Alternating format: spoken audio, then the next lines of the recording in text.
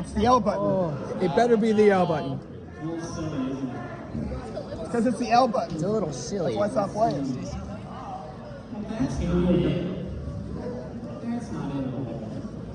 It's the wrong one.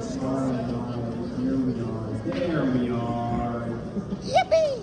Yippee! Yippee! Yeah.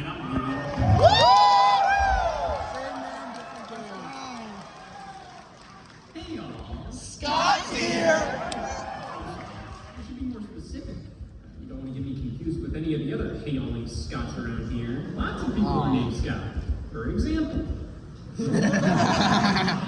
Well, just in case we're both here at the same time and you need to know who to shoot, I've decided to say goodbye to my old name, and from here on out, I'm to be referred to by the one thing that's only unique to me.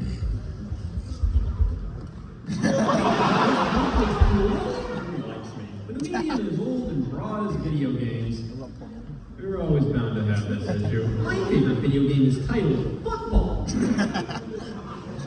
And my favorite fish swim. They made different games because life wasn't hard enough. Hey, most game franchises consist of nothing but consistent re-releases, just different versions of the same concept. Like, for example, how many games out there are just out of Tetris, you know? But see, that I can understand. This, the opposite of that statement is you can't oversit. Atari 2600.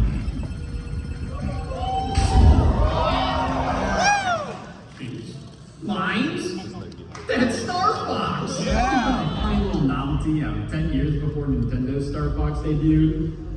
I'd like to bet that 60% of the Atari game library is space shooting based, so they definitely just titled this by picking two words at random, and one of them being galactic as, man, just call it space now. But then Nintendo did a game that was, quite literally, a Star Fox. And they had to fight to name it that. Over in Europe, they had to settle for the titles Starwing and Lilac Wars for Star Fox 64. I thought that was due to this game giving them copyright troubles in certain territories. Or this game. Yeah, this is Star Fox for Commodore 64 from 1987. My God, there are fewer games called Banana. This isn't normal learn. How did three different groups of people settle on the same name, with that name being fucking Star Fox? I'm so excited to debut my brand new game. What do you mean that title's already taken? Turns out these games have nothing to do with why Star Fox couldn't be called Star Fox in Europe. It was because of this German company, Star Fox. The name was just a little too similar for Nintendo to move ahead with that title. They didn't stop Star Fox for Commodore 64. How that did the opposite and was titled something else in North America. That brings up a good point. How different regions can make for the worst next 40 seconds of my life. The Final Fantasy series is notorious for skipping and renaming entries when bringing them over from Japan, leading us to having two completely different Final Fantasy 2s and 3s. The Final Fantasy 2 we got in North America was actually Final Fantasy 4 in Japan, with 3 being 6. That can already be confusing, but what if we want to take things a step further? What about the DS remake of Final Fantasy 3? The Wonder Swan version of Final Fantasy 2? I mean, sure, many of these games at their core are the same, even if they sure don't look like it, but we'd be here all day if we counted all the re-releases and remakes out there. So let's try and stick to completely different games, like, thank God! Hi, Brett. These two games have nothing to do with each other, even if this is supposed to be a reboot of that. And that was meant to get a sequel for years, eventually getting canceled, with this getting announced later on. But this was never meant to be that. Prey from 2017 was not developed with the intention of being connected in the slightest to Prey from 2006. Publisher Bethesda just noticed this game has aliens, that game has aliens. What else do we do? You know, that game has the color brown? Well, this game has the color brown. Bethesda forced the developers to title this game Prey, because after canceling Prey 2 in 2014, they wanted to nab some brownie points from fans for announcing something, dear God, anything Prey related just 2 years later at E3 2016, and just bring a cat out on stage at that. And newcomers to the franchise, which left another reason to be pissed off. Math. What does this have to do with Prey? Not as much as Prey has to do with Prey. Prey, an alien encounter for the Amiga CD32 from 1993.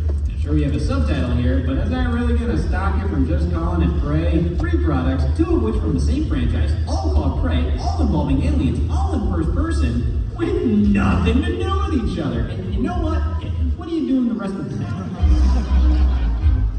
Those 2 products would, just like Prey, use the alphabet in their titles. Disney's Aladdin on Sega Genesis and Super Nintendo is one of the most infamous examples of same name, different game. You can say the same about loads of games from this era. Nowadays, multi-platform games are barely different across the consoles they're on. Sure, some versions may look better or worse than the others, but at their core, these are all the same game. However, that wasn't always the case throughout gaming history. Aladdin is the poster child for this, alright? One version on Genesis developed by Virgin Games, another on SNES developed by Capcom. That's a cute little factoid. I wonder what others think of it. Welcome to Mistake Making 101. Step 1. Do this. This is like one of the retro gaming enthusiasts' favorite debates to have. Which version of Aladdin is better? It may sound like a compliment, but look at these debates, man. They're all good games. You can't really go wrong with these. But time and time again, the Genesis release is considered the best. Even Shinji Mikami, the designer of the SNES version, prefers this one. Well, in my opinion, I found the Super Nintendo game to be rock solid. It has a pretty unique acrobatic flow to the level design, focusing less on combat and more on traversing the stage smoothly, which I feel represents the movie fairly well. In comparison, the Genesis game features actual weaponry. Oh, boy! I don't know what you pick here. Isn't the choice obvious?